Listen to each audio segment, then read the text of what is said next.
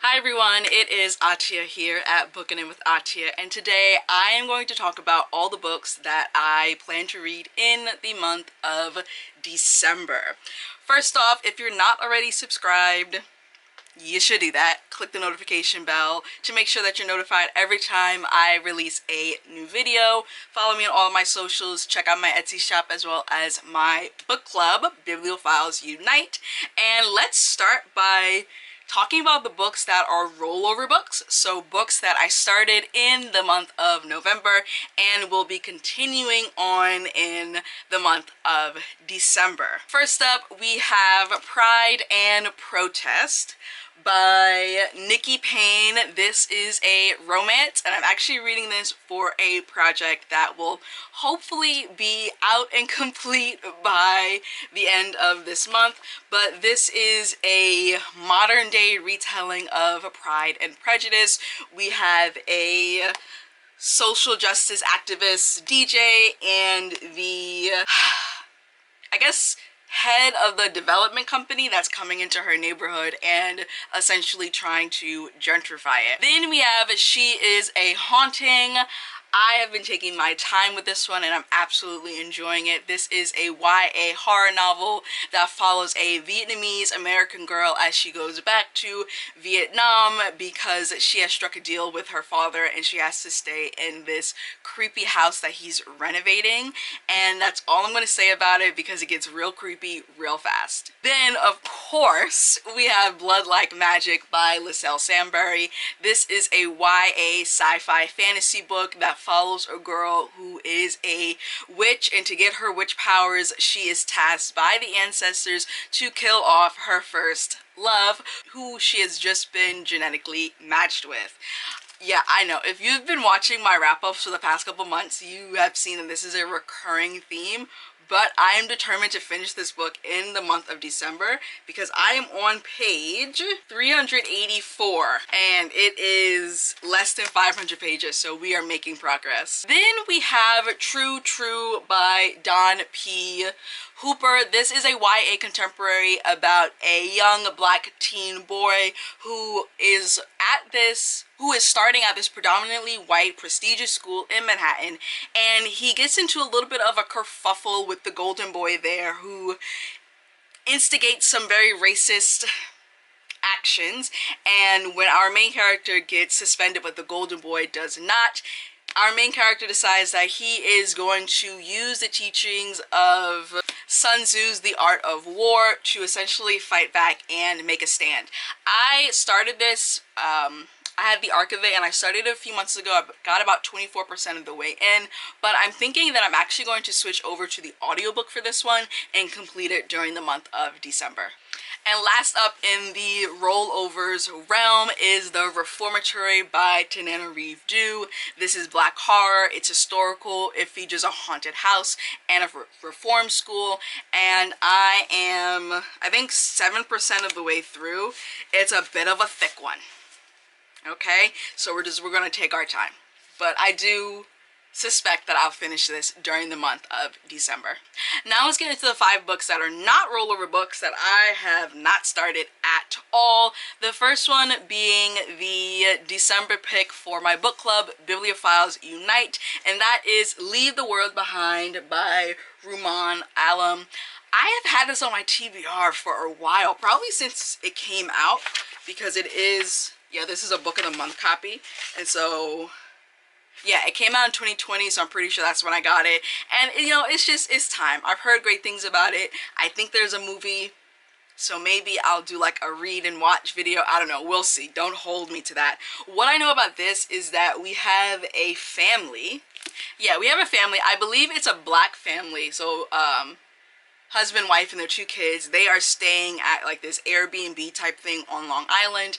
And then in the middle of the night, this couple shows up and is like, hey, we actually own this property.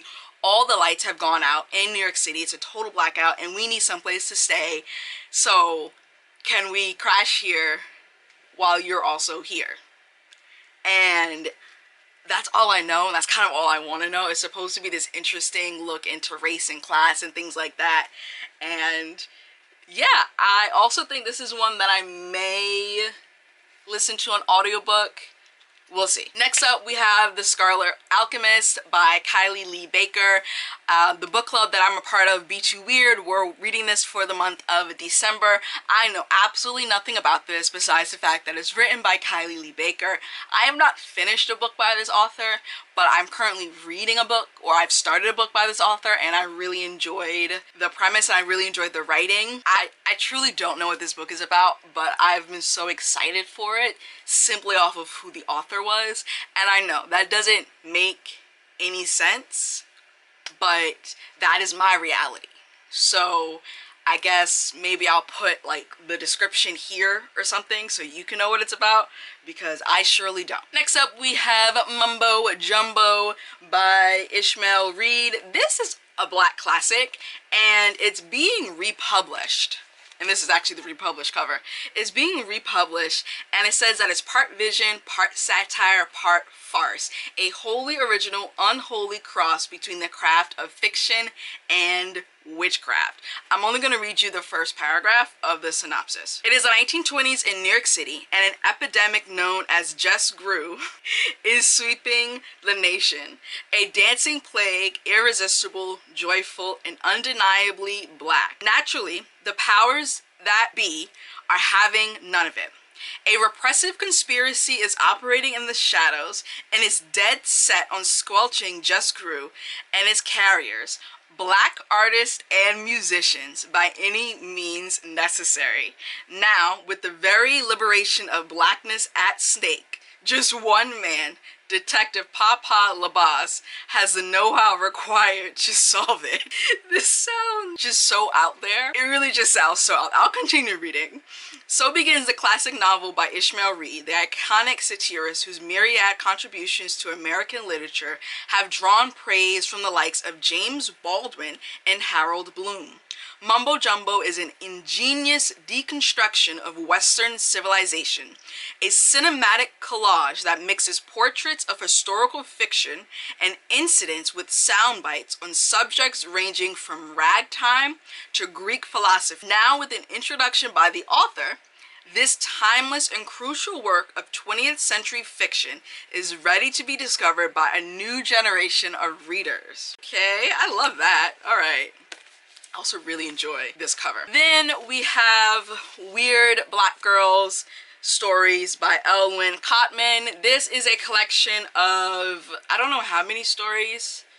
Is it 7? Yeah, 7 stories about weird black girls in various situations. That's all I got.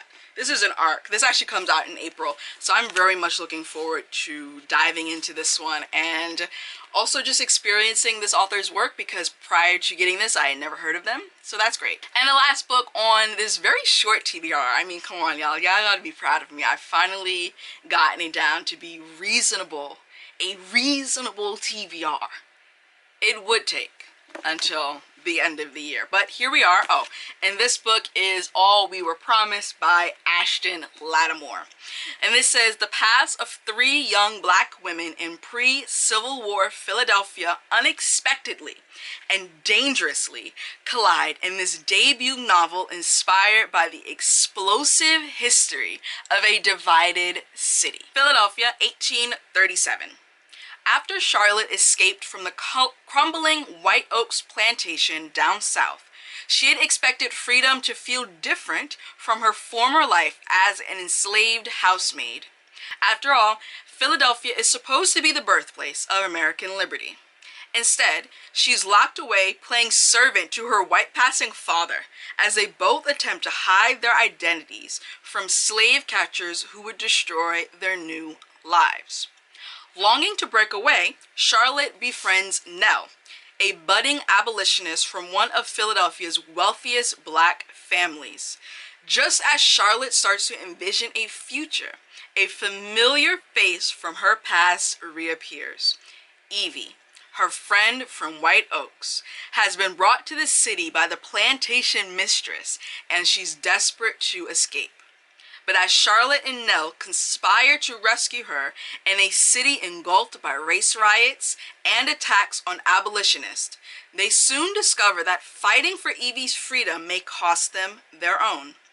All we were promised is the story of three women in vastly different circumstances: the rebel, the socialite, and the fugitive, risking everything for one another in an American city, straining to live up to its loftiest ideals. Whoever wrote that synopsis, I hope you get a pay raise, because that was glorious, really, truly. But yeah, those are the, what was that, 5, 6, 7, 8, 9. Those are the 10 books. The 10 books that I am determined to finish during the month of December.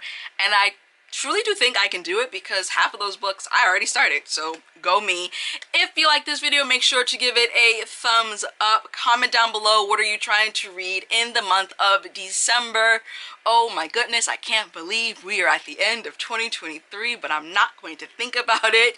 Make sure you're subscribed and that you have hit the notification bell so you're notified every time I release a new video. Follow me on all my socials, which are linked down below. Check out my Etsy shop, which I'm updating with new designs and such things every week. You can also join my book club, Bibliophiles Unite, also linked down below.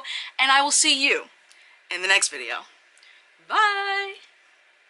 Showing. I ain't living for the moment. I see what's mine and I want it.